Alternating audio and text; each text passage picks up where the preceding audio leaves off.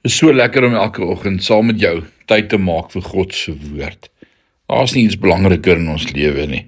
En ek hoop jy geniet dit soveel soos ek. Dis vanmôre dag 100 van ons reeks deur die Nuwe Testament. Ons trek daar in Handelinge 20 en vanmôre se tema is verskillende seisoene. Sekerlik iets wat hoe ouer jy word, hoe meer jy dit al van die lewe geleer het. Handelinge 20 vers 19 lees ons vanmôre. En die Here met die hele wese in alle nederigheid gedien het, en dat het met trane gepaard gegaan het.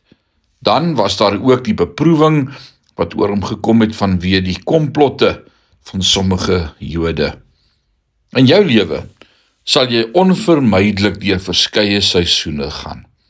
Daar is die opwinding van die lente, wanneer jy nuwe begrippe uit die woord en vars insigte in die Here kry. Dinge blom en bot, nuwe groei is volop.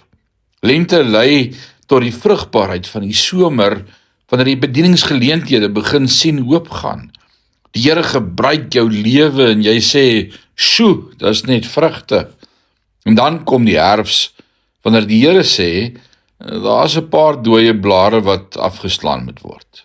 Die winde waai, beproewing kom en jy wonder wat aangaan.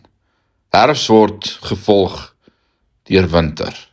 Lang periodes waar jy niks voel en baie min hoor.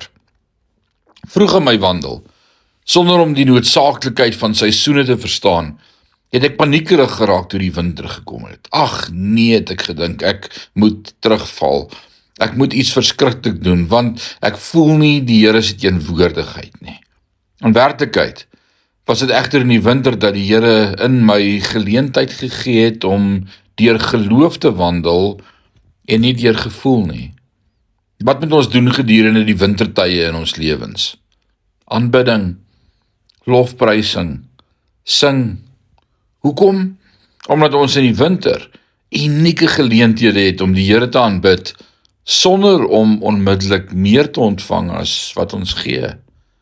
Mag die Here jou ook in jou winter help, dat jy hom sal aanbid en sal weet, hy is by jou. Die Here seën jou. Amen.